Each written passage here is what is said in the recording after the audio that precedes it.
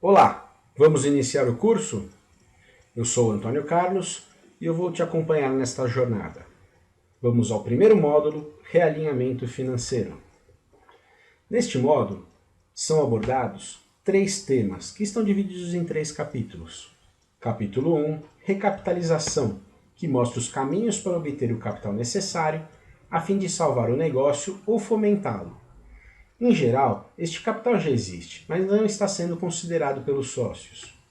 No capítulo 2, Renegociação de dívidas, em que é discutido o adiantamento de dívidas e a redução do seu valor. E no capítulo 3, Redução de gastos. Este capítulo trata da difícil questão de redução de custos e despesas. Entre outros assuntos, serão abordados a redução de gastos operacionais com materiais, além das despesas dos próprios sócios. No slide seguinte, você irá entender por que a Genomma resolveu abordar estes 3 temas já neste primeiro módulo. Numa pesquisa efetuada com 223 empresas que entraram em dificuldades financeiras e souberam sair da crise, as 3 linhas de solução foram extremamente importantes. Recapitalização do negócio, em 73,5% dos casos, foi de extrema importância. Renegociação de dívidas, 39,5%. E redução dos gastos, 68,8%. O capítulo 1 está dividido em alguns temas, como mais empréstimos e investimentos, aportes de capital dos sócios, venda de veículos, venda de imóveis, venda de máquinas, venda de lojas ou filiais, redução de estoques e redução de contas a receber. Vamos à primeira parte, mais empréstimos e investimentos. A dívida ela é uma bola de neve. Muito cuidado com endividar-se. Algumas vezes até pode salvar o negócio, mas se algo der errado e os juros não puderem ser pagos, a dívida cresce rapidamente e se torna impagável. A dívida é anestesia. Por quê? Na maioria dos casos, o endividamento serve só para adiar o surgimento de uma solução definitiva. E a dívida também é uma falta de disciplina. Algumas pessoas têm uma verdadeira compulsão por gastar além de suas reais possibilidades e vivem endividadas.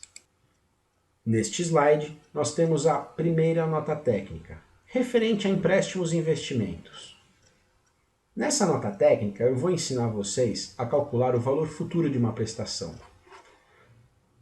que se trata qual é o valor de uma prestação após algum tempo de aplicação financeira ou de uma dívida, isto é, o quanto você terá que pagar de juros ou quanto você irá receber de juros do banco. A fórmula é bem simples, nós temos VF, que corresponde ao valor futuro, VP, que corresponde ao valor presente, vezes 1 mais I. I é a taxa de juros, elevado ao N, que é o número de meses. Aqui eu já iniciei com algum exemplo de 10 mil e de 5% para preparar para o exercício seguinte. A pergunta é, quanto será o valor dentro de algum tempo de uma aplicação financeira ou de uma dívida? Essa é a pergunta que às vezes assombra muitos empresários e que não sabem essa parte teórica. O exemplo é de uma aplicação de 10 mil reais, ou seja, o valor presente é de 10 mil reais e a taxa de juros será de 5% ao mês, igual aqueles valores que eu havia citado acima. Dentro de um mês, no futuro, o valor terá se transformado em R$ 10.500. Este valor futuro é determinado por... Então o que acontece aqui? Se você tem 10 mil reais e aplica ele num banco a 5% ao mês, aplicando hoje, daqui a um mês você terá esse valor de R$ 10.500, que é calculado dessa forma. O valor futuro é igual a 10 mil reais vezes 1 mais 5 sobre 100, que seria 5%. Então nós temos um resultado de R$ 10.500.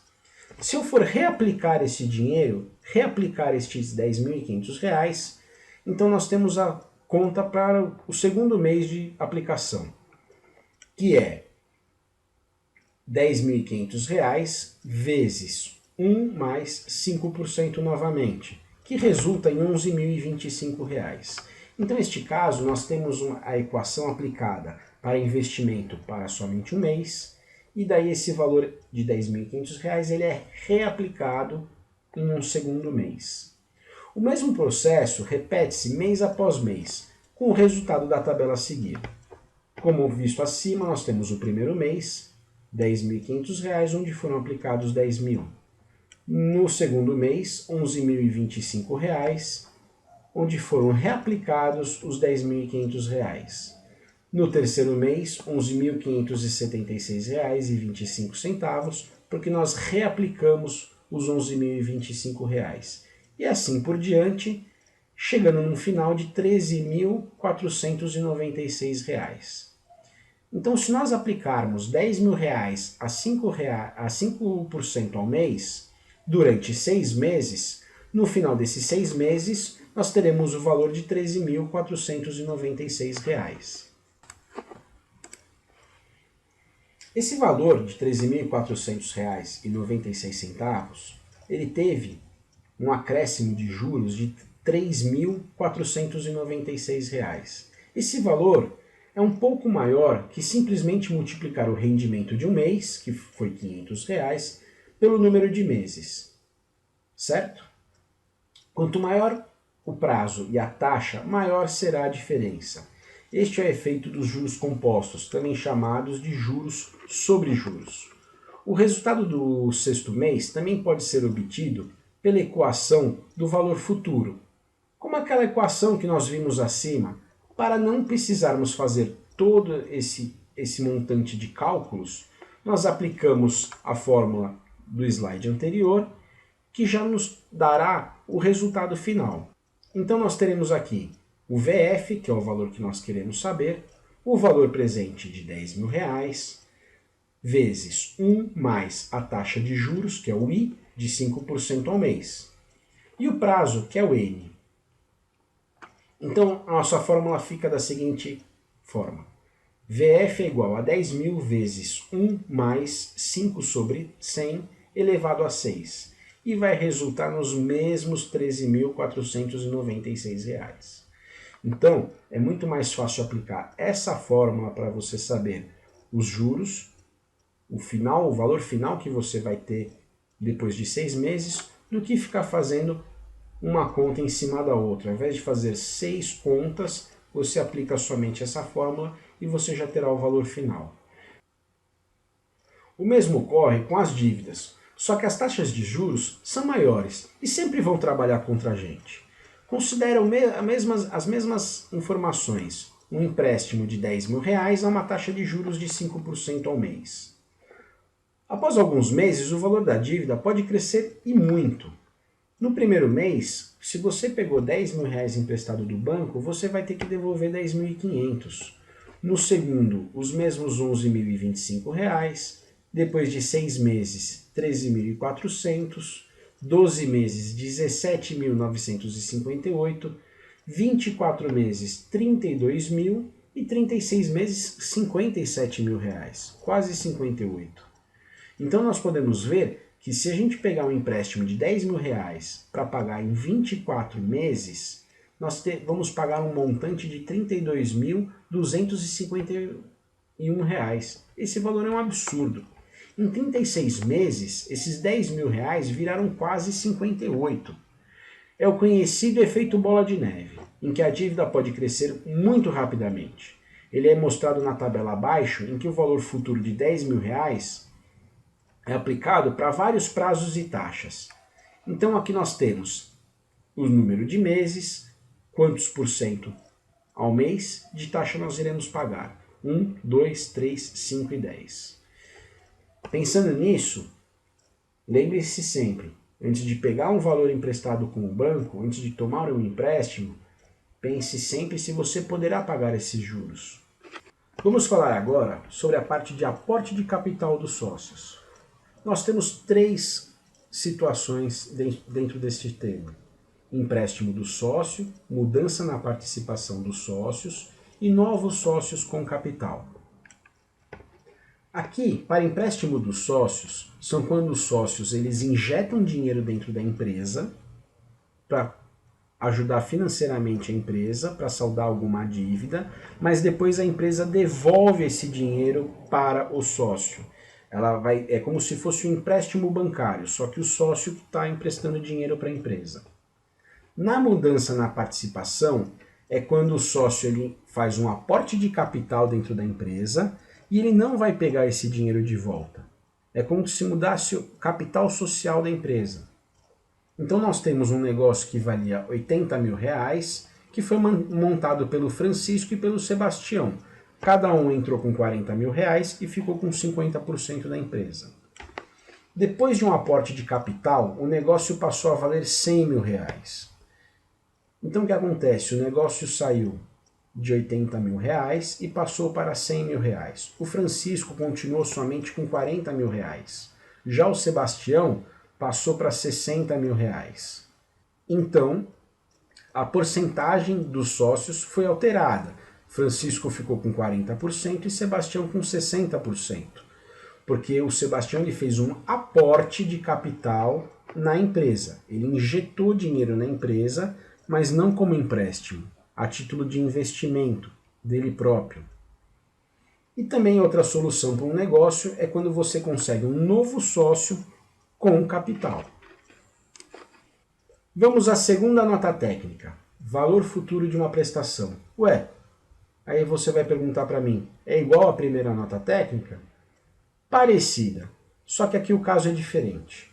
Aqui se eu poupar um valor fixo por mês, em quanto tempo posso comprar um certo bem? Isso para quando você tem algum bem na empresa e você precisa vendê-lo para saldar uma dívida, certo? Então, nós temos a primeira forma, onde N continua sendo o tempo, o número de meses, o valor do bem sobre o valor dos juros, que vai resultar no valor futuro sobre PMT. PMT é a parcela mensal de juros poupada, igual a R$ 600. A outra fórmula que a gente também utiliza, nesse caso, é a fórmula do valor futuro, que é igual ao PMT vezes 1 mais I a taxa de juros, elevado a N, menos 1. Tudo isso sobre o I. Aqui eu já adiantei também alguns valores referentes ao próximo exercício, né? onde nós teremos um valor futuro de 12 mil reais, uma parcela mensal de juros poupada de R$ 600 e uma taxa de juros de 2% ao mês. Vamos lá ao exercício. A pergunta é, se eu poupar um valor fixo por mês, em quanto tempo posso comprar um certo bem? O exemplo é o do carro que foi vendido para saldar dívidas. Para comprar no futuro, vou precisar de 12 mil reais. Então, como havia falado, o VF é de 12 mil. Os juros que passo a poupar são de R$ 600 mensais, PMT. Como assim juros que passo a poupar? Porque eu não tenho mais os juros da dívida. E eu pagaria R$ 600 por mês se eu estivesse pagando juros em cima dessa dívida. Então eu vou economizar R$ 600 mensais. Ao invés de gastar pagando para o banco de juros R$ 600, eu estou economizando R$ 600, porque o bem foi vendido e essas dívidas foram saldadas. Para obter um número de meses, N, de forma simples, eu vou dividir o valor do bem pelo dos juros. Então o que acontece? Eu tenho o valor de 12 mil reais, que era o valor do carro, que eu vendi para saldar as dívidas, e o valor de 600 reais, que é o valor que eu deixei de pagar de juros, que é o PMT. Isso vai totalizar 20 meses. Então, basicamente, significa que em 20 meses eu vou conseguir comprar novamente um carro para a empresa. Só que essa conta ela não considera que enquanto o veículo não é comprado, enquanto nós não compramos o veículo, durante esses 20 meses, todos os depósitos de 600 reais, eles estão sendo aplicados no banco e estão rendendo juros. Digamos que de 2% ao mês. Então, para considerar a aplicação dos depósitos de 600 reais, uso a formulação dos juros compostos, para calcular o valor que terei juntado após 20 meses. Simplesmente basta fazer o valor futuro igual a PMT vezes 1 mais I elevado a N menos 1. E tudo isso sobre I, que é a taxa de juros. Então nós teremos R$600 vezes 24,3, que vai totalizar os R$14.580. Ora, mas eu só preciso de 12 mil. O jeito é tentar outros prazos, como mostrado a seguir. O que acontece aqui? Se eu simplesmente não considerar os juros, eu sei que se eu guardar R$600 por mês, eu vou demorar 20 meses para ter os R$12.000 para poder comprar o carro de volta. Se eu aplicar os juros de 12% ao mês, em cima de R$600 que será depositado todos os meses na conta, eu sei que em 20 meses eu vou ter R$14.580. Então essa conta aqui não considera juros e essa daqui considera os juros que o banco irá me pagar. Então eu sei que eu não preciso dos 20 meses para comprar o carro. Então nessa tabela a gente consegue enxergar essas informações. Em 20 meses, R$14.580. Em 19 meses eu vou ter 13.710, em 18 meses 12.840, em 17 meses R$12.000, que é o que eu preciso, e em 16 meses R$11.190. Então o que acontece? Você percebe que se você poupar R$600 durante 17 meses, você vai ter o seu carro de R$12.000 de volta, você vai conseguir comprar um carro de R$12.000. Então essa aplicação financeira te fez ganhar 3 meses em 20. Não é pouca coisa. Ao contrário da dívida, na poupança a taxa de juros trabalha ao meu favor.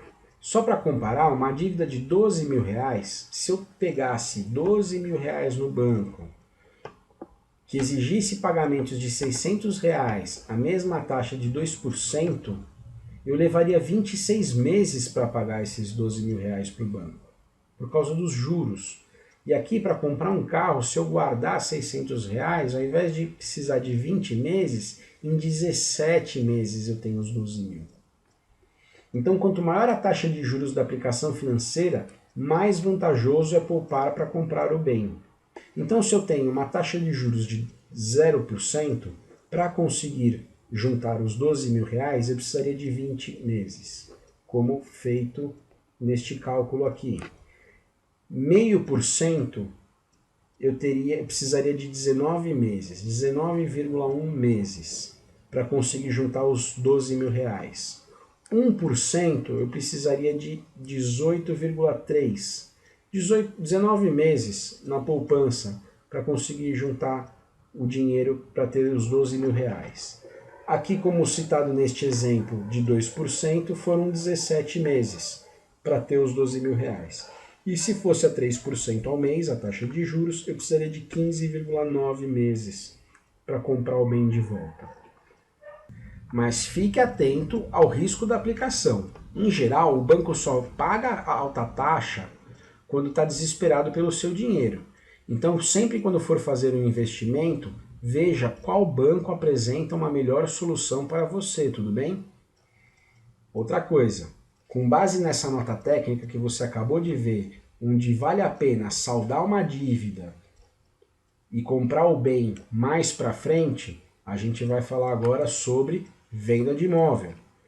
Venda o imóvel já, mesmo com desconto, mesmo abaixo do valor de mercado. Se a sua empresa está endividada, vale a pena vender o imóvel para você não ficar pagando juros para o banco, para não se tornar bola de neve.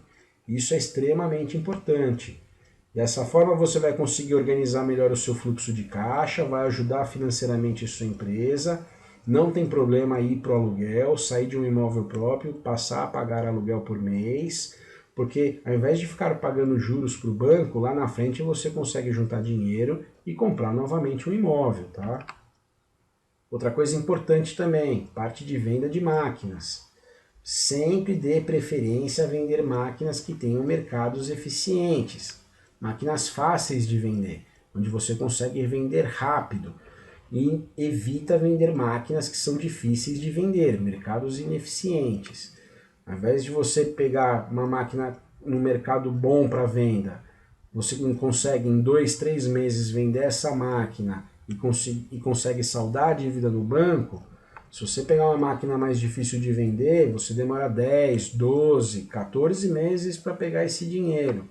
Então vale a pena vender uma máquina que é de mercado eficiente. Se for uma máquina que ninguém quer, não vale a pena vender, ok? Exatamente por causa desse atraso que você vai demorar para receber o valor dessa máquina.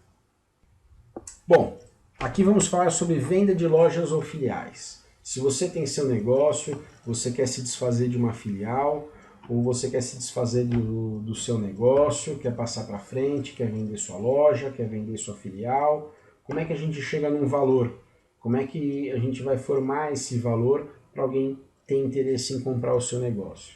Então aqui eu vou citar um exemplo exatamente na cidade de São Paulo, tá?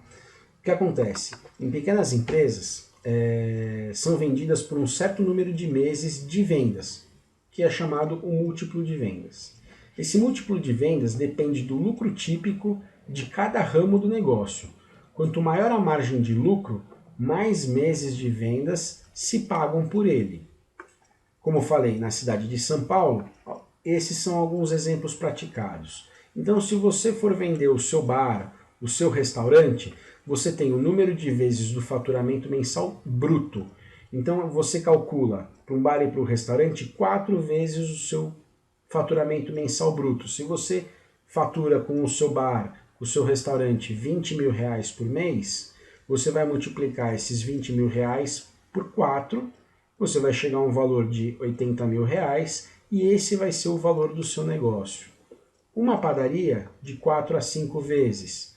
Banca de revista, 5 vezes. Mercearia, 5 vezes. Pizzaria, 6 vezes. Tá?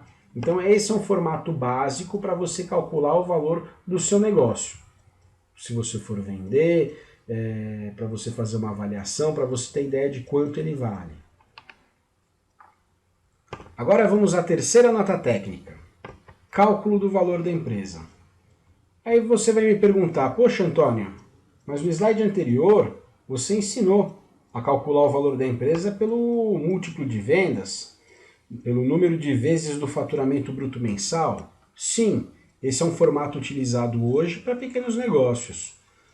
E também não traz uma grande realidade do valor, não traz um valor exato. Com essa fórmula, você consegue ter com maior exatidão o valor do seu negócio. Então vamos lá. O valor da empresa é igual ao FCL dividido pela taxa mensal de custo de capital. O FCL é o fluxo de caixa livre da empresa, o lucro líquido. E a taxa mensal de custo de capital, que é o risco do negócio, no caso abaixo, a gente acabou adotando 3%. Mas há uma tabela para a definição dessa porcentagem, que você verá em seguida, ok? Vamos ao problema. Poucos empreendedores sabem como chegar ao valor de seus negócios. O valor depende diretamente de quanto o negócio é capaz de gerar de dinheiro no futuro. O valor hoje desse dinheiro futuro é o valor da empresa. Primeiro é obtido o fluxo de caixa livre gerado pela empresa, o FCL, que nada mais é do que o montante de recursos que pode ser retirado da empresa sem atrapalhá-la. O FCL é o resultado de todas as entradas de caixa, a receita da empresa, e saída de caixa, o custo, despesas e investimento da empresa. Como no exemplo abaixo, que também é uma pizzaria. Vamos lá. A receita da pizzaria é de 50 mil reais. Gastos com pessoal, 15 mil reais. Materiais, 5 mil reais. Tributos, 6 mil reais. Outras despesas, 8 mil reais. Prolabore dos sócios, 5. Investimento médio mensal, 2. Isso sobra um fluxo de caixa livre por mês de 9 mil reais. O lucro que a empresa dá. Além do prolabore que os sócios tiram como salário, a empresa ainda dá um lucro de 9 mil reais. Note-se que foi descontado o prolabore, que nada mais é do que a remuneração do trabalho dos sócios, certo? Então o prolabore dos sócios sempre também será descontado do FCL, tá?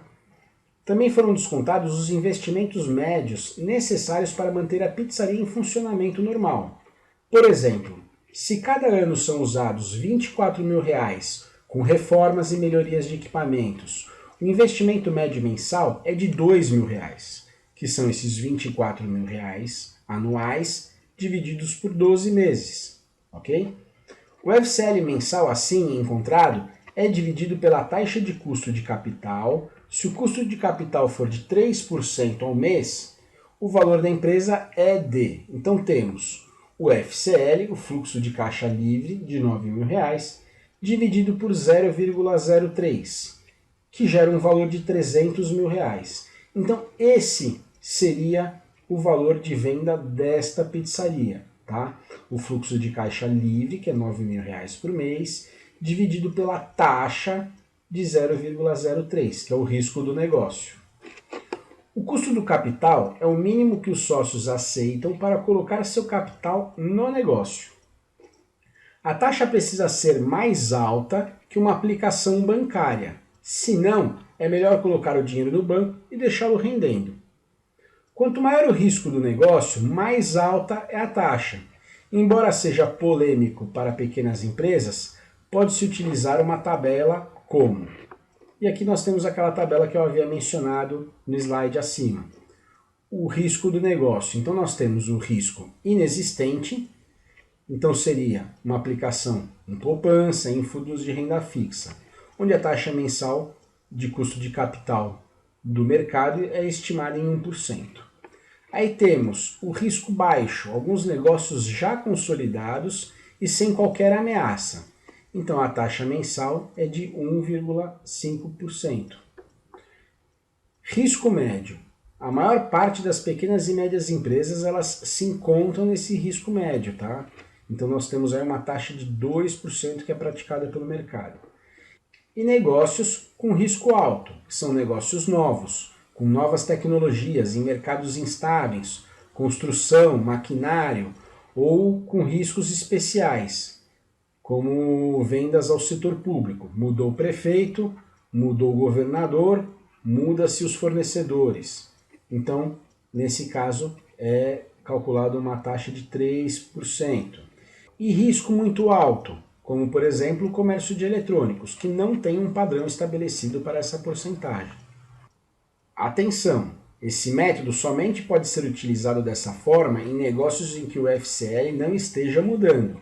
Empresas novas ou em crescimento acelerado precisam de uma projeção mais detalhada. Outra coisa, para negócios com forte oscilação de vendas durante o ano, utilizar uma média dos 12 meses.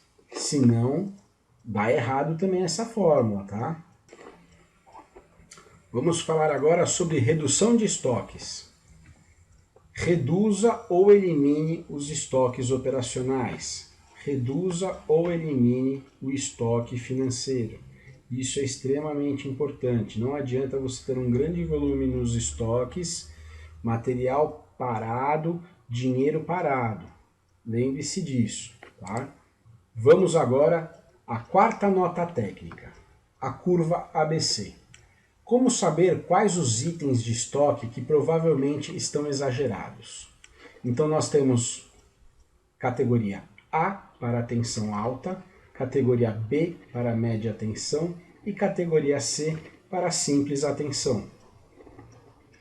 Curva ABC. A pergunta é: como saber quais os itens de estoque que provavelmente estão exagerados?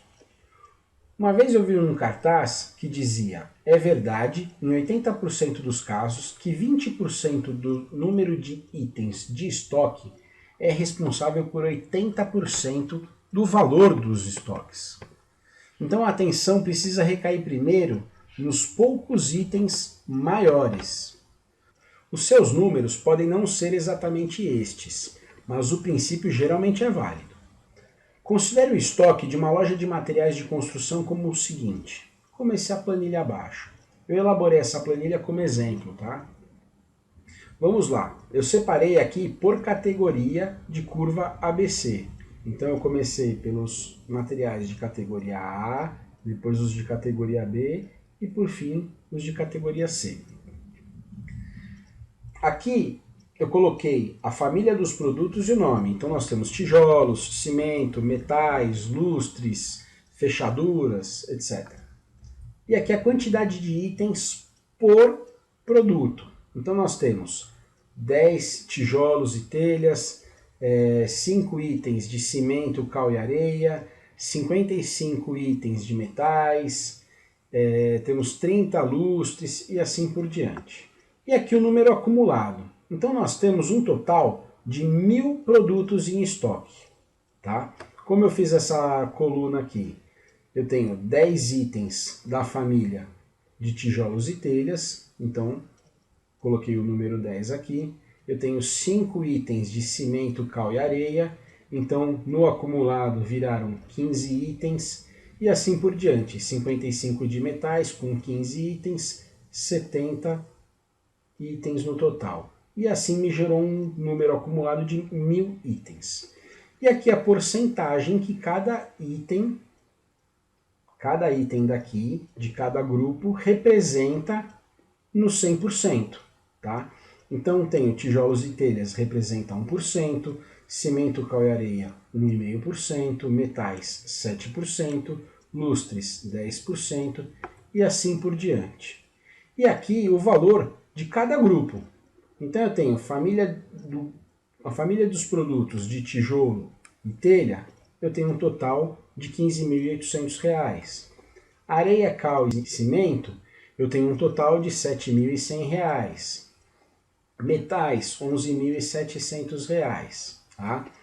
Aqui essa coluna também vale como valor acumulado, então eu tenho 15.800 mais os 7.100, dá 22.900, e assim por diante, até me gerar os R$ 100.000 de estoque. Tá? Então aqui eu tenho as colunas pela quantidade de itens, o total de itens que são 1000, aqui o total do valor do meu estoque que é R$ 100.000, aqui quanto cada item representa em cima do valor total, então esses 15,8% é em cima dos R$ 100.000, e aqui esses 1% é em cima desses 1000 itens, ok? E aqui o valor unitário por item, tá? Enquanto que representa esse estoque por item. Então eu tenho um valor unitário para o tijolo e para a telha de R$ 1.580. Um valor unitário, cimento, cal e areia, R$ 1.420. Metais, R$ 213. Lustre, os mesmos 213.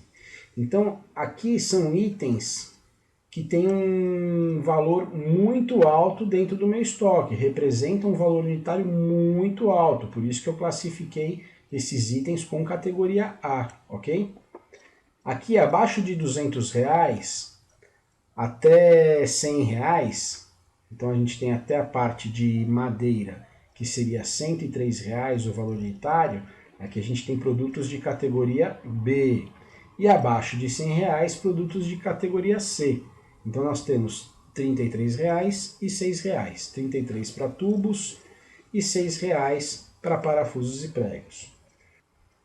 Então, no caso dessa loja, pode ser identificada essas três categorias de itens, A, B e C. Como eu fiz a divisão aqui de acordo com o valor unitário e quanto ela representa do valor e quanto ela representa da quantidade do estoque. Né? Então vamos lá, para a categoria A, nós temos apenas 10% dos itens, e esses 10% dos itens, eles representam 41% do nosso estoque, do valor do estoque. Então é uma porcentagem muito alta para uma quantidade muito pequena de itens. A categoria B é aquela categoria que a gente precisa ficar em estado de alerta. Então nós temos 39,5% dos itens que representam 49,5% do valor do estoque. E a categoria C, que nós temos mais da metade dos itens do estoque, 50,5% dos itens, e apenas 9,5% do valor do estoque. Então essa categoria aqui, nós estamos confortáveis com essa categoria, mas essas duas aqui nós precisamos ter muita atenção. Agora nesse gráfico nós temos a real curva ABC, que vai mostrar o valor do estoque em função do número de itens, ambos acumulados. E essas três categorias que a gente acabou de falar, categoria A, categoria B e categoria C. Então aqui nós temos no eixo Y, nós temos o valor acumulado do estoque, que vai de 0 até 120 mil, no nosso caso aqui é apenas 100 mil reais, ok? E nós temos aqui o número acumulado de itens, que vai de 0 a 1.100 itens, só que no nosso caso é apenas 1.000 itens. Tá? Então, a categoria C, ela fica bem visível o que eu acabei de falar. 50% dos itens, eles estão dentro da categoria C.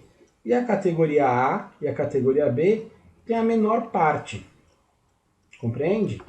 Em se tratando de estoques, a atenção deve ser primeiramente para os itens A, pelo seu alto valor. Merecem um acompanhamento mais próximo pelo dono da empresa. O estoque destes itens pode até ser monitorado todos os dias, porque é um estoque caro. Então ele pode ser monitorado, ele precisa ser monitorado, precisa de atenção. Tá? A gestão dos itens B pode ter um acompanhamento mais distante. Costuma-se tolerar um excesso de estoques para evitar a sobrecarga das pessoas com atividades administrativas. Então o item B, a gente precisa dar uma atenção, precisa fazer um acompanhamento desses itens em estoque, só que a gente não precisa acompanhar tão de perto quanto os itens de classificação A, porque senão também a gente vai sobrecarregar a pessoa, ao invés de ela desempenhar outras tarefas, ela vai precisar ficar concentrada em controle de estoque. Tudo bem? Já os itens C podem ser administrados por métodos bem mais simples, só cuidando-se para que não faltem. Embora tenha sido apresentada para os estoques a curva ABC, também permite classificar os clientes, as despesas, os empregados, os fornecedores e outros itens da empresa. Então, este formato de planilha, esse formato de classificação, curva ABC, ela não serve somente para estoques. Você também pode fazer uma planilha, uma curva ABC, para classificar os seus clientes, para ver quantos por cento cada cliente representa dentro da sua empresa, para você classificar as despesas, quanto por cento representa cada tipo de despesa que você tem dentro da sua empresa, dos empregados, dos seus fornecedores e qualquer outro item que você achar necessário. Vamos agora para a nossa quinta nota técnica. Prazo médio de estocagem, PME. Essa primeira fórmula, ela serve para duas situações. Para você calcular o prazo médio de estocagem em dias ou o prazo médio de estocagem quando você tem um total mensal, ok? Então, PME, que é o resultado em dias, é igual ao estoque dividido pelo consumo diário. Ou PME é igual a estoque dividido pelo consumo mensal. Só que aí nós temos que multiplicar por 30 para saber quantos dias que vai nos retornar este valor. Tá? Outra fórmula que também nós vamos utilizar é o estoque, que é igual ao PME em dias vezes o consumo mensal dividido por 30. Ok? Vamos para a primeira situação. Uma ferramenta que ajuda na redução dos estoques é o cálculo do prazo médio de estocagem. Considere um item que tenha vendas ou consumo médio de 4.100 kg por mês. Em geral, a empresa mantém um estoque de 8.200 kg desse item. Como se vê, o estoque é suficiente para 2 meses de consumo. A conta do período médio de estocagem, PME, é PME em dias, conforme aquela fórmula que nós vimos no slide anterior, que é o estoque com consumo diário ou o estoque consumo mensal dividido por 30. Nesse caso, como nós temos um consumo médio por mês, nós vamos calcular esta fórmula aqui, tá? Então, PME será de 8.200 kg do item, que é o que eles mantêm em estoque, dividido pelo consumo mensal daquele item, que é 4.100 kg. Isso daqui vai retornar o valor 2. Multiplicando por 30, nós temos um estoque de 60 dias. Esse número é importante por mostrar que se trata de um estoque alto, não só em valor, mas também em dias. No exemplo, as compras são a cada 15 dias e a entrega é 3 dias depois. Assim, a empresa considera que 20 dias de estoque são mais que o suficiente. Para um PME de 20 dias, o novo estoque pode ser reduzido para 2.733 kg mensais. O cálculo deste novo estoque é: essa fórmula que nós vamos utilizar é aquela segunda fórmula do slide anterior, quando a gente quer saber o quanto que vamos precisar de estoque para o valor de dias que nós queremos, tudo bem? Então vamos lá, estoque, que é o valor que nós queremos saber, PME em dias, então nós temos 20 dias, o consumo mensal, que é de 4.100 kg, dividido por 30 dias, que vai nos retornar 2.733 quilos. No mesmo raciocínio, pode ser usado para estoques e consumos em valores. Neste caso, é importante que ambos estejam na mesma dimensão, ou seja, se os estoques estão em preços de compra com ICMS, o consumo também deve ser expresso em preços de compra. Se o estoque já estiver sem o crédito de ICMS, o consumo também deve estar. Se o estoque estiver a preços de venda, que é muito desaconselhável, eu desaconselho a fazer isso, são as vendas que devem ser usadas, ok? A empresa compra cada quilo deste item a R$ 120. Assim, o estoque é de R$ 984 mil, que são 8.200 quilos vezes R$ 120. E o consumo mensal é de 492 mil. 4.100 quilos vezes R$ 120. O PME também é. Aí temos novamente PME em dias, o valor do estoque, o valor do consumo, que aqui no caso é um consumo mensal, dividido por 30, que é igual a 60 dias. Com a redução de estoque, o PME vai a 20 dias. Então o novo valor de estoque passa a ser, aí vamos utilizar novamente a fórmula, estoque é igual ao PME em dias, 20 dias, R$ 492, que é o consumo mensal, dividido por 30 dias. Então nós temos aqui um valor de R$ 328 mil. Então olha a diferença do valor do estoque de 20 dias para o estoque de 60 dias. 984 mil contra 328 mil. Essa abordagem também é importante para se definir o custo de mais um dia no prazo médio de estocagem. Para uma taxa de 2% ao mês, temos custo de um dia de PME é igual a custo mensal dividido por 30 vezes taxa de juros mensal. Então vamos lá, custo de um dia PME é igual a R$ 492 dividido por 30 vezes 2%, 2 dividido por 10. O custo de manter mais um dia de estoque foi de R$ 328. Esse valor equivale ao consumo mensal do item multiplicado pela taxa de um dia. Como se vê, toda atenção é pouca para manter baixo o prazo médio de estocagem PME. Vamos falar agora sobre redução de contas a receber. Cobre seus clientes inadimplentes, não tenha vergonha, eles estão com o seu dinheiro. Você fez a venda, eles já estão com o produto, ou então você já prestou o seu serviço, você já teve o seu custo. Então cobre os seus clientes. Se for necessário, monte um plano de cobrança. Isso é muito importante para você. Outro ponto, reduza sempre o máximo que puder o prazo de pagamento dado aos clientes. Quanto menor o prazo, melhor para você. Mas não se esqueça, se reduzir o prazo, não vá perder vendas por isso. Seja maleável. Vamos agora à nota técnica 6. Prazo médio de recebimento, juros e descontos. O cálculo do prazo médio é muito simples. Prazo médio é igual a parcela em porcentagem vezes o número de dias. Abaixo vamos ver agora alguns exemplos.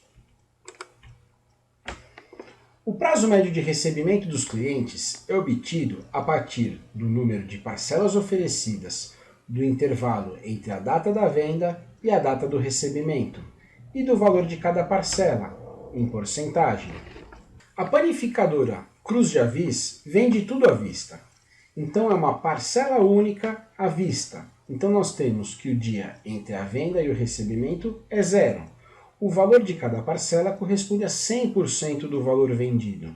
Então o prazo de recebimento é 100% vezes 0, 0 dia.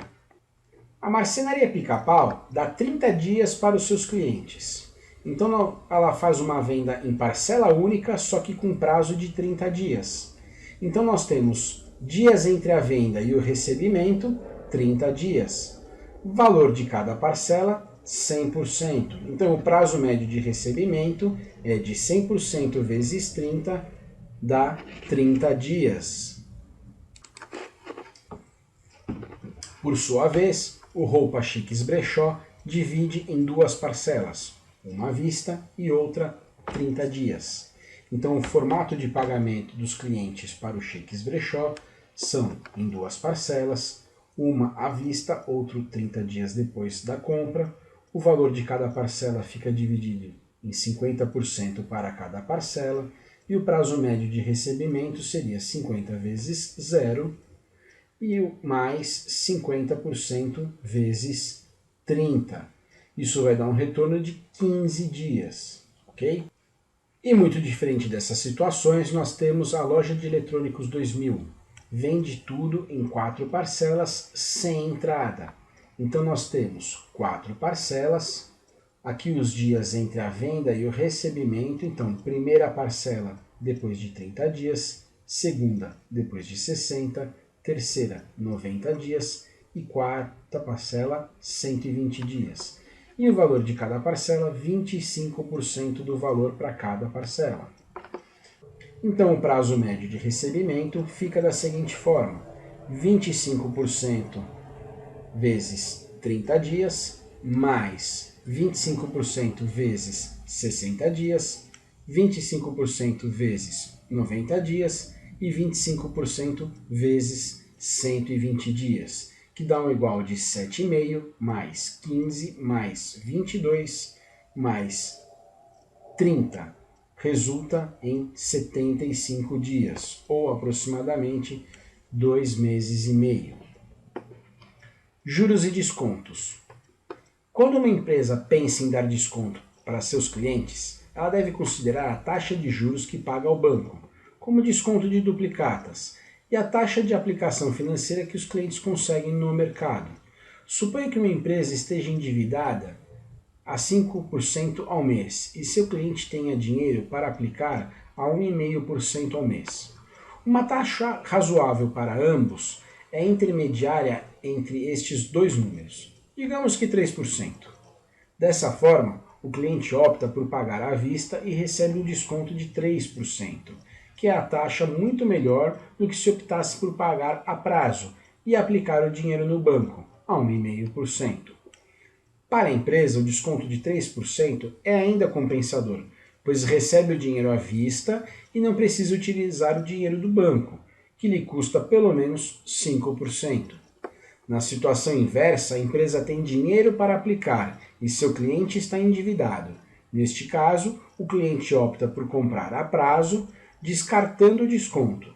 É como se a empresa tivesse feito uma aplicação praticamente 3% ao mês. Bem melhor que aplicar. A seguir, você verá um vídeo com o DNA do consultor. Lá você vai ver aquelas dicas que o Danilo dará para você e uma análise, de forma geral, desse capítulo que nós vimos. Então, até o próximo capítulo.